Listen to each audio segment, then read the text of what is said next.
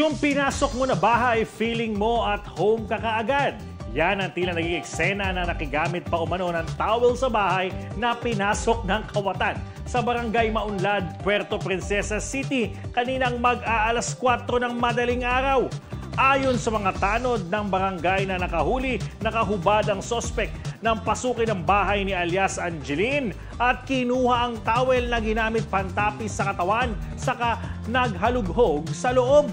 Nabawi naman ang cellphone na kinulimbat niya na naka-reformat na. Ang sospek ay kinilala naman na si alias Dither.